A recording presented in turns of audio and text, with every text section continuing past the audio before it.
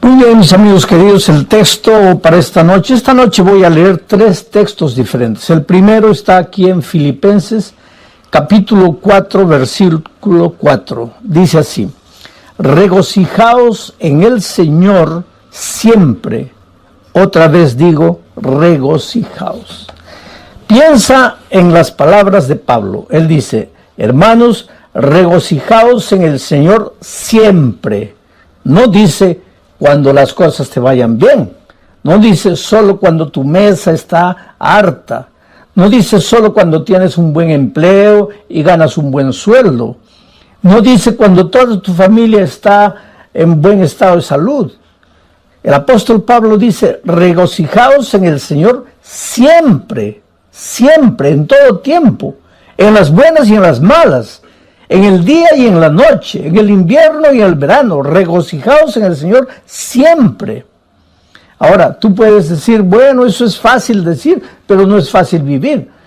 Pero yo quisiera que tú sepas que cuando Pablo escribió la epístola a los filipenses, estaba preso en la prisión. ¿Y por qué? ¿Porque había hecho algo malo? Porque cuando una persona ha hecho algo malo y va a la cárcel, pues por lo menos le queda la resignación de que está ahí porque merece, está ahí porque hizo algo de malo. Pero en el caso de Pablo, ¿qué cosa mala había hecho? Yo te hago una pregunta en este momento. ¿Tú crees que Dios cuida a sus siervos? ¿Dios protege a sus siervos? ¿Los defiende del mal, sí o no? Claro que sí. Te hago otra pregunta. ¿Y tú crees que Pablo era un siervo de Dios? ¿Sí o no? Claro que sí. Entonces viene la tercera pregunta. ¿Y si Pablo era un siervo de Dios? ¿Y si Dios cuida siempre a sus siervos, por qué razón Pablo estaba preso? Él no había hecho nada de malo. ¿Sabes por qué él estaba preso? Por predicar el evangelio. Ahora, ¿Dios no debería cuidar a un siervo suyo que predique el evangelio? Sí, debería, desde la lógica humana, desde la perspectiva humana, sí. Al siervo de Dios que está cumpliendo su deber no debería pasarle nada de malo. Y sin embargo vinieron y lo prendieron y lo llevaron a la cárcel. Y ahora Pablo desde la prisión escribe a los filipenses. ¿Y qué les dice? Regocijaos en el Señor siempre. Y si leemos un poco más adelante, dice, regocijaos con cánticos y con himnos. Ahora, Pablo no estaba hablando una cosa teórica, una frase muy bonita de ser dicha, regocijaos en el Señor siempre, y que todo el mundo diga amén. No, no, no. Pablo estaba preso. Pablo estaba sufriendo, estaba pasando por el valle de la tribulación. Y él dice, regocijaos en el Señor siempre. Ahora tal vez tú me preguntes, pero ¿cómo es posible regocijarse en el Señor siempre? Está bien, en el momento de alegría, de felicidad, de abundancia, sí. Pero en el momento de tristeza, de dolor, de lágrimas, ¿cómo alguien se puede regocijar? Tú sabes que hay un desvío de conducta llamado masoquismo, que es la persona que busca el dolor y se alegra y se regocija con el dolor. Pero eso no tiene nada que ver con lo que Pablo está diciendo. Pablo dice, regocijaos en el Señor siempre, y él lo estaba haciendo en medio del dolor. Pero ¿cuál era su secreto? Voy a repetir el texto y vas a ver el secreto. Regocijaos en el Señor siempre, en el Señor. Si tú no estás conectado al Señor, ahí no hay manera de que te regocijes en medio del dolor y en medio de las dificultades. El secreto es en el Señor.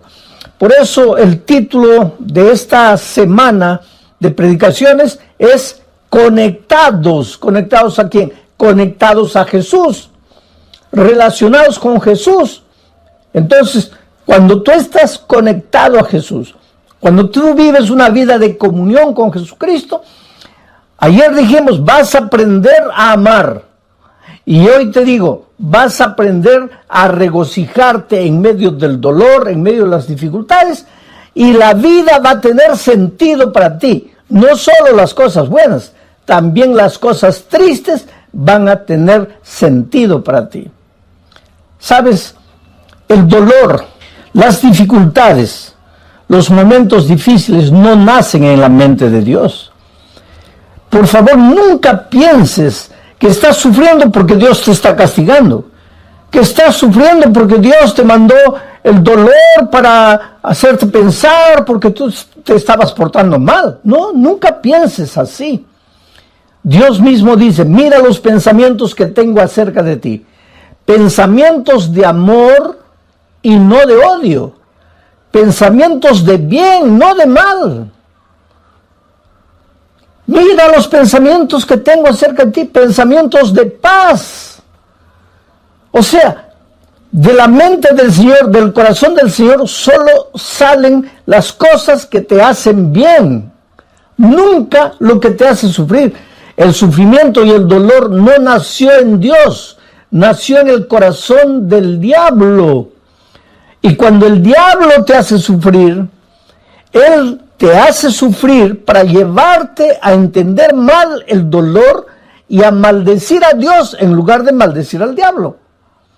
Si tú lees todo el libro de Job, yo le digo al libro de Job que es el compendio de la teología del dolor, o sea, tú tienes que estudiar el libro de Job para entender el misterio del dolor.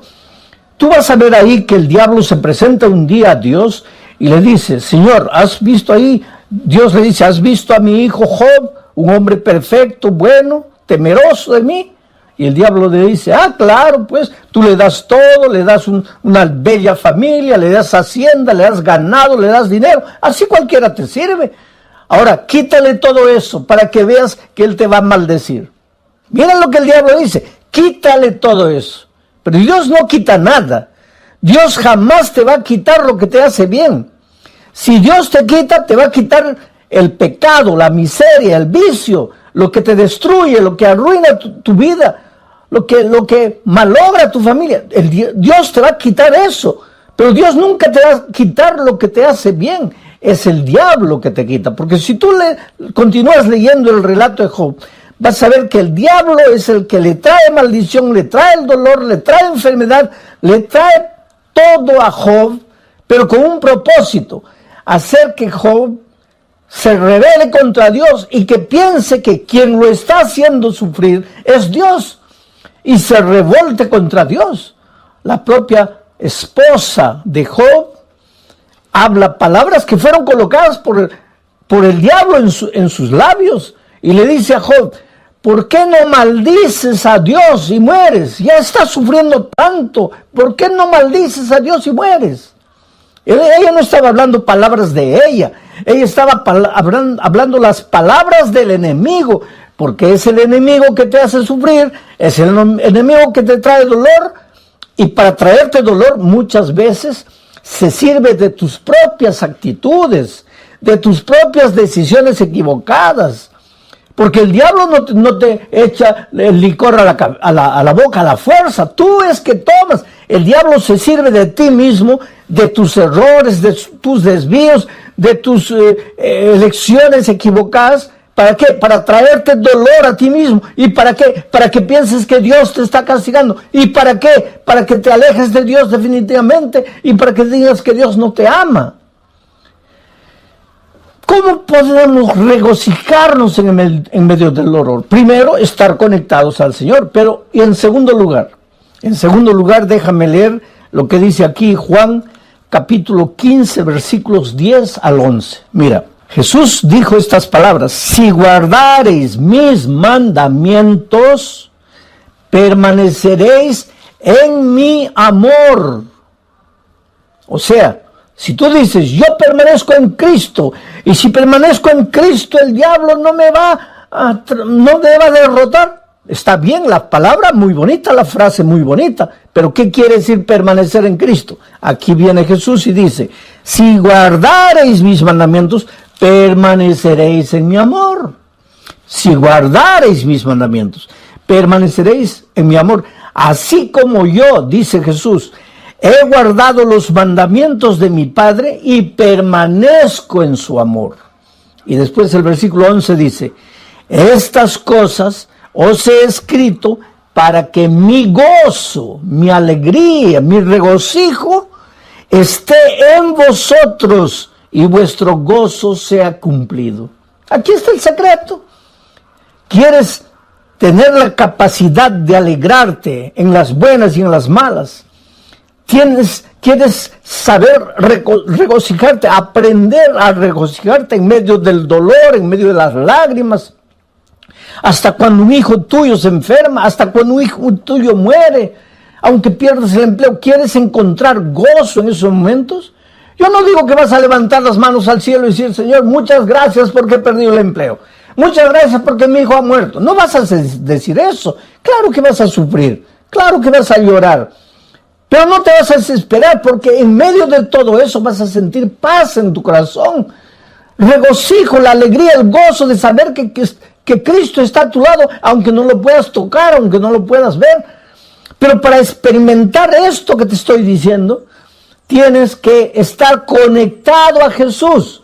Y para estar conectado a Jesús, tienes que guardar sus mandamientos. Quiere decir, guardar sus mandamientos es una evidencia de que estás conectado al Señor Jesucristo. Y cuando estás conectado a Jesús, así como Jesús estaba conectado a su Padre, entonces vas a aprender a regocijarte en medio del dolor. Vas a experimentar lo que es gozo y la alegría de servir y de obedecer. Ahora, queridos, tú me puedes decir, oh, pastor, pero es muy difícil cumplir los mandamientos. Es muy difícil obedecer. No, querido. Tú estás equivocado. Te lo voy a decir de otra manera. Difícil es desobedecer. Te voy a explicar por qué. Cuando Adán y Eva fueron creados, ellos fueron creados con naturaleza perfecta, o sea, con la tendencia a obedecer. Para Adán y Eva, obedecer es como para nosotros desobedecer, natural. Adán y Eva no tenían que esforzarse para obedecer porque su naturaleza era perfecta. Ellos obedecían de manera natural, así como tú tomas agua, como comes de manera natural. Para Adán y Eva obedecer era natural, pero infelizmente pues Adán y Eva desobedecieron, se apartaron de Dios. Y al apartarse de Dios, de cierta manera, ellos iban contra su naturaleza, porque su naturaleza era de obediencia. Solo que al apartarse de Dios, por eso yo digo que el pecado es un misterio, tú no puedes explicar cómo una pareja que había sido creada con naturaleza perfecta, se esforzaron para alejarse de Dios. Pero cuando se alejaron de Dios y pecaron, perdieron la naturaleza perfecta y adquirieron lo que llamamos la naturaleza pecaminosa. ¿Qué es la naturaleza pecaminosa? Lo contrario de la naturaleza perfecta. Con la naturaleza perfecta, para ellos era natural obedecer, fácil obedecer. Pero con la naturaleza pecaminosa, lo que es natural ya no es obedecer, es desobedecer. Es caminar como un caballito loco por los prados, no tener en cuenta a Dios para nada, no querer andar en sus caminos, no seguir sus consejos, no guardar sus mandamientos, hacer lo que tú quieres. Eso es natural al ser humano, porque desde que nacimos nosotros, después de Adán y Eva, todos vinimos al mundo ya trayendo la naturaleza pecaminosa. Ahora, desde pequeñitos, nuestra tendencia es andar solos, correr solos, tratar de resolver los problemas solos. Y ojalá que nos fuera bien. Lo peor es que nos va mal. Desde pequeños cometemos algún pecado, hacemos algo errado, tratamos de esconder, de que nadie nos descubra. Y solos tratamos de solucionar el problema y nos hundimos cada vez más y más. Yo me acuerdo que cuando mi hijo mayor era un nené de 1 año, tal vez, mi esposa había salido, me dejó al cuidado del muchachito. Yo estaba estudiando, pero vigilándolo. Y él andaba en la sala, agarraba una cosa, tenía varios juguetes ahí. Y yo estudiando, pero vigilándolo, vigilándolo. Y de repente él se acercó a un vaso de cristal. Tú sabes que el cristal vale bastante, un vaso de cristal es precioso. Este era un vaso, un florero de cristal, porque nos habían regalado en el día de nuestro matrimonio. Y yo le dije, mira hijito, juega de este lado, pero no te acerques ahí. Juega por aquí, no, deja ahí. Cuidado con ese florero. Pero nosotros, pues los seres humanos somos así, ¿no? Parece que cuando nos dicen no, ahí es que queremos. Y eso es desde pequeñitos, porque ya venimos al mundo trayendo la naturaleza pecaminosa después que Adán pecó. Bueno, yo estaba leyendo y de repente siento la bulla.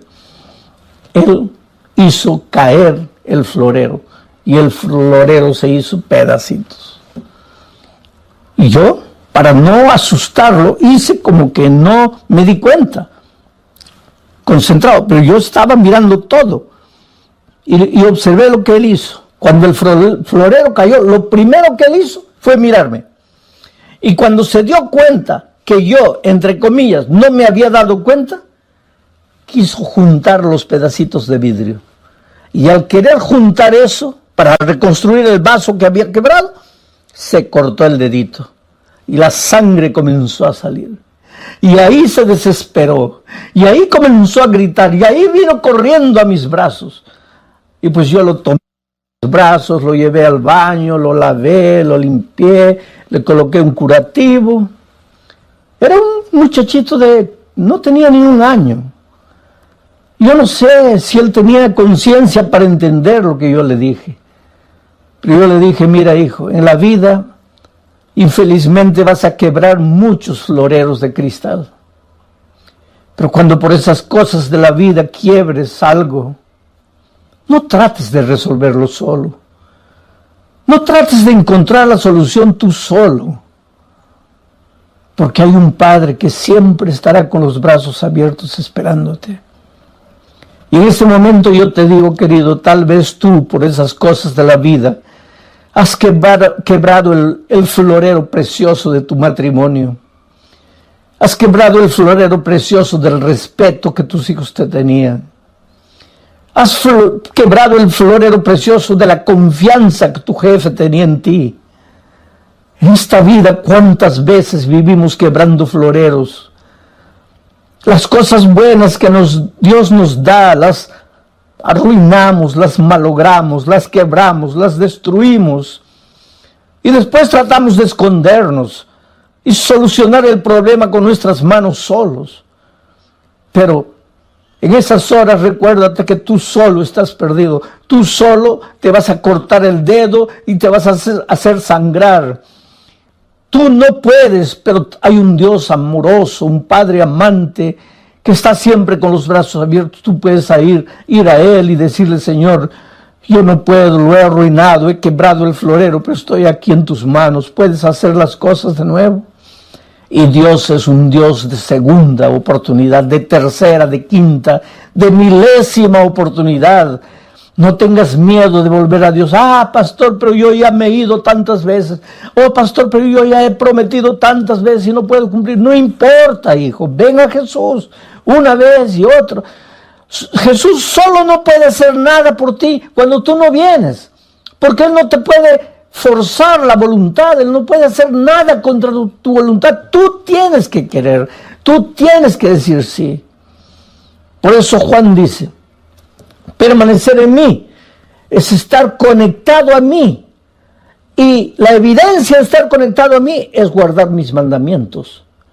Y el que guarda mis mandamientos, entonces en medio del dolor, en medio de la aflicción, va a aprender a sentir gozo. Es una pena que muchas veces cristianos que están con la Biblia abierta llegan a la conclusión de que los mandamientos ya pasaron, de que los mandamientos ya no son necesarios, de que Cristo, al morir en la cruz, acabó con los mandamientos. Oh, querido, los mandamientos son eternos, porque Dios es eterno, y los mandamientos son un reflejo del carácter de Dios. ¿Cómo puede alguien decir los mandamientos ya caducaron, ya acabaron? San Juan dice que el pecado es la transgresión de la ley. Ahora, si la ley ya no existe porque Cristo la clavó en la cruz, entonces el pecado tampoco existe, porque el pecado es la transgresión de la ley. Y si el pecado ya no existe, ¿de qué pecado la gracia nos va a salvar? Por eso a veces es una incoherencia decir, yo acepto la gracia pero rechazo la ley. Oh querido, la ley tiene un lugar, que no, el papel de la ley, la función de la ley nunca fue salvar. Tú no quieras cumplir la ley para salvarte, tú eres salvo únicamente por la gracia. Por eso Jesús dice, permaneced en mí, permanece en mí. No dice permanece en la ley, dice permanece en mí. Pero ¿cuál es la evidencia de que permaneces en mí? Que guardas los mandamientos. No que los mandamientos te salvan, sino que Cristo te salva. Tienes que ir a Él, entregarte a Él, vivir por Él. Por la fe rechazó. Ahora escucha lo que dice el siguiente versículo. Escogiendo antes ser maltratado con el pueblo de Dios que gozar de los deleites temporales del pecado. O sea, Moisés, por la fe, tuvo que tomar una decisión. En un momento de la vida, él encontró dos caminos. Primer camino, ser maltratado con el pueblo de Dios. Camino de dolor, camino de rechazo, camino de sufrimiento, sí. Porque cuando tú decides seguir a Jesús, tú vas a ver que hasta tus mejores amigos, hasta tus familiares más queridos, te van a volver las espaldas, te van a criticar, se van a burlar de ti. Muchos te van a abandonar. Yo conozco jóvenes que han sido expulsados de su casa porque aceptaron a Jesucristo. Yo conozco la historia de una niña que cayó en la prostitución, en la drogadicción, vivía una vida completamente perdida. Los padres sufrían porque sabían la vida que la hija perdía, pero no podían hacer nada para ayudarla, hasta que un día, en medio de la miseria que esa niña vivía, fue alcanzada por el Evangelio y aceptó a Jesucristo, y Jesús la salvó, y Jesús la lavó, y Jesús la restauró, y esa muchacha dejó de usar drogas, dejó de la vida promiscua que vivía, y cuando llegó diciembre decidió volver a la casa de sus padres para darles, según ella, el más grande regalo. Decirles, papá, ustedes, mamá, ustedes han llorado, han sufrido por mí, pero yo quiero decirles que ya no necesitan sufrir. Y eso es lo que pasó. Ella viajó a la casa de los padres y les dijo, papá, mamá, me he encontrado con Jesús, Jesús cambió mi vida, ya no uso más drogas, he abandonado esa vida, he venido aquí y quiero continuar estudiando. Y la madre la miró y le dijo, ¿qué cosa? ¿Has aceptado a Jesús? Sí. Esa expresión es de los protestantes. No me vas a decir que tú te has vuelto protestante. No me vas a decir que tú has negado la religión de tus padres, de tus abuelos, de tus bisabuelos. Y la niña llorando le dijo, mamá, yo no te estoy hablando de religión, yo te estoy hablando de la vida que yo vivía. Tú sabías la vida que yo vivía. Jesús me encontró, me perdonó, me restauró, me salvó. Yo te estoy hablando de mi vida.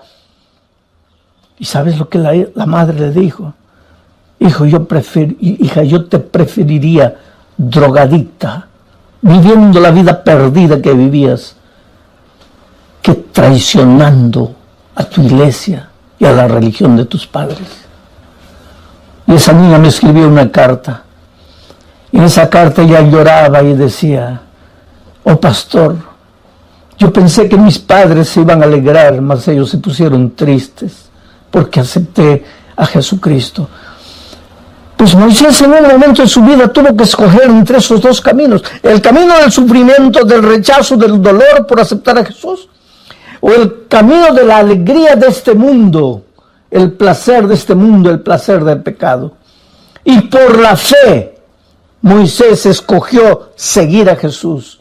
Aunque eso implicase dolor circunstancial, pero él había aprendido también a regocijarse en medio del dolor por causa de Cristo. Prefería eso que el gozo que el mundo da, el gozo que el pecado te da. Porque ¿qué pasa? ¿Qué cosa es el gozo de este mundo? Una noche de fiesta, de borrachera, con una mujer, con otra mujer, y al día siguiente te duele la cabeza, la conciencia te pasa, te sientes culpable. ¿Qué gozo es ese? El Señor Jesucristo te llama de ese terreno y te lleva al terreno que te conduce a la vida eterna, al camino que te conduce a la vida eterna. Por eso la Biblia dice, hoy es el día de buena nueva, hoy es el día de salvación. Oh querido, Dios te ama, Dios tiene un plan maravilloso para tu vida, y ese plan no es que tú estés malgastando tu juventud, malgastando los mejores años de tu vida en la miseria, en el pecado, en el dolor. No, yo sé que el pecado te proporciona un gozo pasajero, temporal, pero el Señor Jesucristo te ofrece la vida eterna. Y otra cosa, no es solo la vida eterna en el cielo, porque el otro día alguien me dice, pastor, yo prefiero gozar, disfrutar en este mundo, porque eso de la vida eterna, yo no sé si llegará o no llegará. Pero es que Jesús no solo te ofrece el gozo y alegría en la vida eterna, sino que cuando tú aceptas a Jesucristo en esta tierra, tu vida cambia, tu hogar se vuelve más feliz. Lo que tus manos consiguen trabajando, el poco dinero que recibes, se multiplica porque ahora es un dinero bendito. Tu salud mejora porque al dejar de fumar, al dejar de beber, al dejar de las drogas, al dejar de trasnochar noches enteras, tu salud mejora. O sea, el cielo, de cierta manera, para los hijos de Dios ya empieza en esta tierra. No tienes que esperar solamente la vida eterna. Y claro que cuando Cristo venga, pues tendrás la vida eterna para disfrutar las maravillas con el Señor Jesucristo. Algunos piensan, ¿y qué haremos en el cielo? Si ya no habrá trabajo, no habrá nada. ¿Quién te ha dicho que no habrá trabajo? El trabajo, querido, existió antes del pecado. Antes que Adán y Eva pecasen, Dios ya les dio el trabajo. Pero el trabajo no tenía el elemento cansador, el elemento de maldición que adquirió después del pecado. Por lo tanto, en el cielo continuaremos trabajando, continuaremos disfrutando de las maravillas de Dios, estudiando el bendito tema de la salvación, analizando el caso de amor de Dios, visitaremos otros planetas. Quiere decir, el gozo que Dios tiene preparado para ti no está escrito, es cosa que ojo no vio, oído no oyó, ni ha subido en el pensamiento del hombre. Por tanto, yo te suplico en el nombre de Jesucristo, deja tus preconceptos, deja los senderos del pecado, arrepiéntete. Arrepentirse quiere decir sentir dolor por la manera como has vivido y caer a los pies de Jesucristo y decirle, Señor, no quiero continuar viviendo de esa manera, me entrego a ti, me rindo a ti. Y entonces el Señor te toma en tus brazos y hace maravillas en tu vida. Yo tengo en mis manos la historia de Janet Pineda, una señora que hasta que un día el Espíritu de Dios venció, porque te digo, la palabra de Dios es como una espada de dos filos que penetra hasta la médula, es como la pólvora que destruye la roca más dura. La palabra de Dios es vida. Si tú sigues estudiando la palabra, si tú no cierras la Biblia y sigues escuchando la voz de Dios, llega un momento en que tú no le puedes decir más no al Espíritu de Dios. Y Janet